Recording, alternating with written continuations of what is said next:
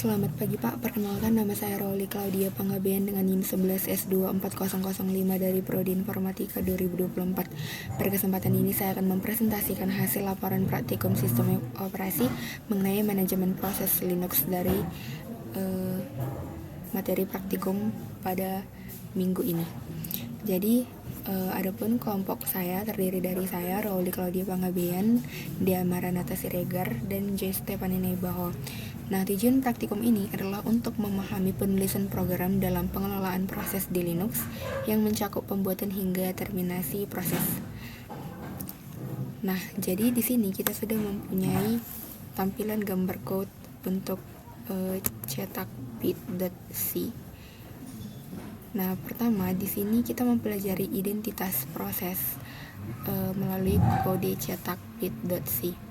Nah, dari hasil eksekusi program mencetak angka ID yang berbeda. Nah, jadi di sini kita diberikan pertanyaan, jelaskan perbedaan antara get bit dengan get PPID. Nah, jadi di sini fungsi get bit untuk mengembalikan ID proses dari anak atau proses itu sendiri, sedangkan get PPID mengembalikan ID proses dari induknya atau parent. Kemudian ditanya mengapa setiap kali program di atas dieksekusi maka akan menampilkan proses ID yang berbeda. Nah, untuk pertanyaan ini, jadi jawabannya adalah sistem operasi memberikan nomor unik untuk setiap proses yang dibuat agar tidak ada duplikasi. Setelah proses selesai, nomor PID tersebut dilepas dan bisa digunakan kembali oleh proses lain, namun PPID tetap mengacu pada proses induk seperti terminal yang menjalankan program tersebut. Selanjutnya, di sini kami membentuk proses baru menggunakan fungsi sistem, di mana pada program ini kami menyisipkan perintah ps-ax more ke dalam sistem. Nah, hasil eksekusi menampilkan daftar proses yang sedang berjalan di terminal seperti berikut. Dan setelah perintah eksternal selesai, program kembali mencetak kalimat done di akhir baris seperti berikut. Kemudian untuk kode execlp.c, di sini kami menggunakan keluarga fungsi exec, yaitu execlp. Pada hasil eksekusi, program berhasil menjalankan ps-axl, namun kalimat done ini tidak lagi dicetak pada kode yang baru ini seperti berikut. Jadi tadi di sini kan ada tampilan kata done, sedangkan di sini sudah tidak ada lagi kata done-nya. Nah, untuk di sini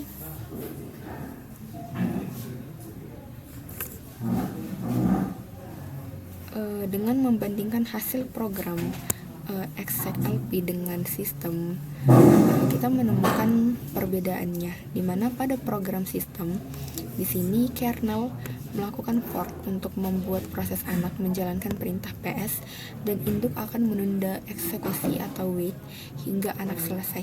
Setelah selesai, kontrol kembali ke induk sehingga printf done dieksekusi. Itu untuk yang sistem yang pertama. Sedangkan pada execlp, pada kasus ini terjadi proses image overlay, di mana fungsi ini menimpa dan mengganti seluruh ruang alamat memori segmen kode data atau stack dari proses asli dengan program ps secara sepenuhnya.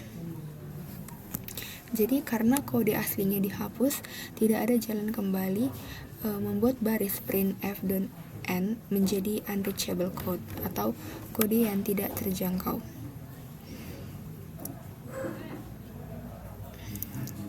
Kemudian di sini juga kita bisa menyimpulkan di mana bahwa fungsi exec bersifat menggantikan proses yang ada, sehingga instruksi setelah pemanggilan exec hanya akan dijalankan jika fungsi tersebut gagal dipanggil. Sedangkan fungsi pada nomor 2 seperti sistem bersifat memanggil proses sebagai entitas terpisah, sehingga alur eksekusi program tetap terjaga hingga selesai. Selanjutnya untuk mekanisme fork dan penjadwalan CPU. Di sini juga kami menganalisis pembuatan duplikasi proses menggunakan fork, di mana Di sini kita juga punya pertanyaan di mana proses manakah yang dijalankan pertama kali, apakah proses induk atau proses anak, dan mengapa. Nah, jadi ini merupakan tampilan code dan ketika kita menjalankannya. Nah, jadi berdasarkan hasil terminal ini, proses induk atau parent dijalankan pertama kali dibuktikan dengan teks "This is the parent process" seperti berikut. Nah, secara teoritis CPU scheduling setelah fork bersifat non-deterministik. Namun pada kasus ini CPU scheduler memberi kuantum waktu pertama pada induk karena konteksnya sudah siap di memori atau warm start. Kemudian kami juga menemukan fenomena orphan process atau proses yatim di sini, di mana parent PID dari proses anak berubah menjadi 2238 karena proses induk selesai lebih cepat sehingga anak diadopsi oleh proses manajer atau sistem seperti sistem D dan subrieper seperti berikut.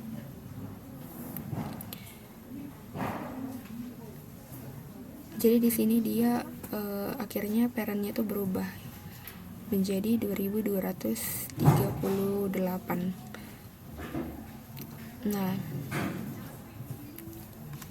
hal ini menjelaskan bahwa proses induk tidak hanya berjalan lebih dulu tetapi juga melakukan terminasi atau selesai lebih cepat daripada proses anak, sehingga anak menjadi orphan proses yang kemudian secara otomatis diadopsi oleh proses manajer sistem yang merujuk pada sistem D atau subrieper pada distro Linux tersebut.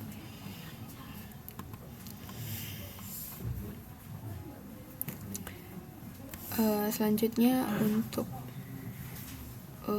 bagian ini, siklus hidup proses tanpa dengan wait, dimana di sini pada modul ini kami membandingkan iterasi proses dengan dan tanpa wait. Nah, pada program ke-6 latihan wait.c, kami menambahkan library SYS wait.h dan menyisipkan fungsi wait and stateful. Jadi pertanyaannya di sini, apa efek fungsi wait, dan bandingkan kedua program tersebut. Nah, jadi untuk menjawab pertanyaan ini, kami mengubah eksekusi menjadi sinkron. Parent tidak langsung selesai, melainkan masuk ke status waiting sampai child terminasi. Kemudian parent dapat mengambil status terminasi child menggunakan wife cited dan mengambil nilai exit dengan wexit status yang dalam hal ini bernilai 37. Dan perbandingannya, tanpa wait, eksekusi berjalan asinkron, induk selesai lebih cepat dan anak berpotensi menjadi orphan. Dengan wait, siklus hidup terkontrol dengan benar dan induk mengetahui hasil akhir eksekusi anak.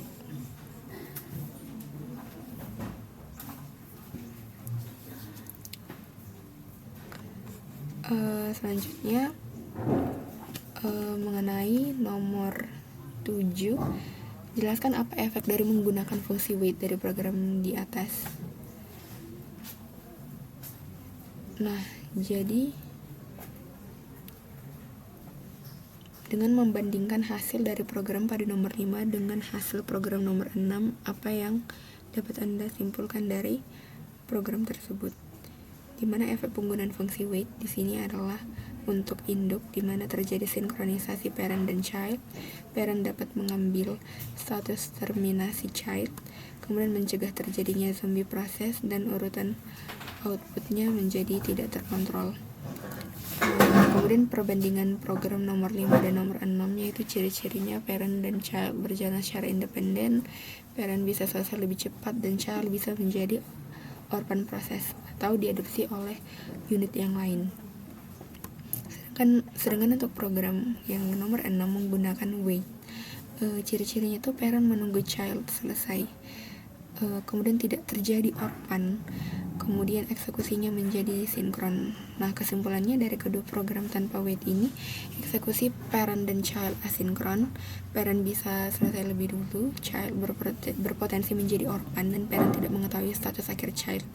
Kemudian dengan wait, di sini eksekusi menjadi sinkron, parent menunggu child selesai, parent mendapatkan exit status child, siklus hidup proses lebih terkontrol dan benar.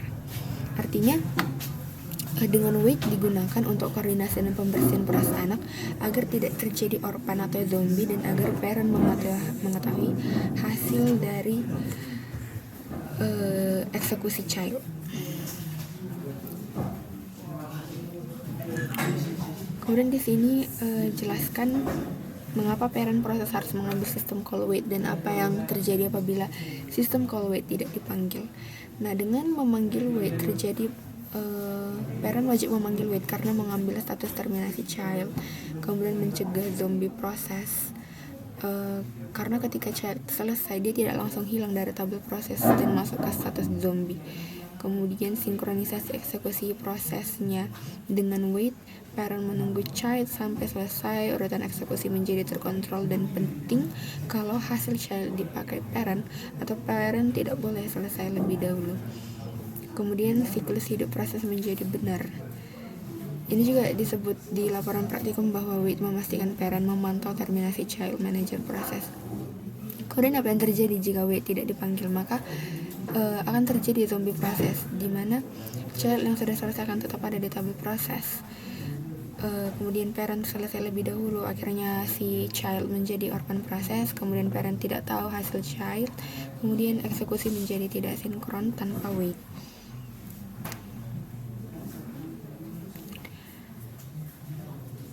Kemudian di sini terdapat zombie.c, di mana di sini untuk membuktikan teori sebelumnya kami membuat program zombie.c, di mana pada kode ini parent dikenakan instruksi sleep 60 atau selama 60 detik, sedangkan child langsung dikenakan instruksi exit 0 sebagai berikut.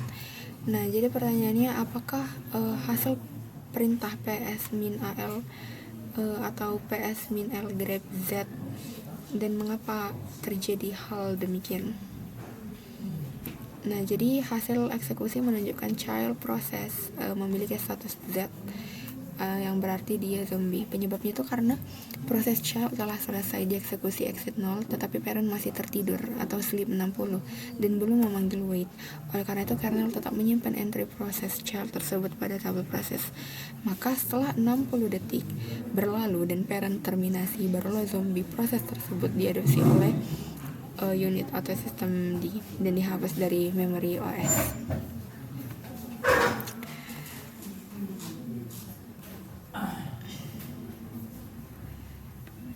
Kemudian untuk tugas pemrograman, nah di sini kita punya kode child process isort.c dan parent process.c beserta output array yang berhasil diurutkan. Jadi sebagai tugas akhir pemrograman, kami menggabungkan seluruh konsep ini untuk membuat sebuah aplikasi pengurutan array dengan algoritma insertion sort, di mana kami membuat berkas child process isort.c yang berfungsi sebagai proses anak untuk menerima input panjang array, nilai array, dan mengurutkannya secara mendaki atau ascending order. Kemudian kami merancang parent process.c yang bertugas menciptakan proses anak menggunakan metode dari praktik nomor 1 sebelumnya, lalu mengeksekusi program sortir tersebut secara sinkron. Jadi ini tadi merupakan kode untuk si child process sort .out. Kodenya adalah sebagai berikut dan hasil eksekusinya adalah ini. Dengan memasukkan panjang array 5, maka masukkan nilai array 2, 8, 5, 3, 6. Dan ketika sorted array in ascending order, maka hasilnya 2, 3, 5, 6, 8. Maka proses anak selesai. Sedangkan untuk parent process.c di sini adalah kodenya dan hasilnya adalah sebagai berikut. maka proses induknya selesai.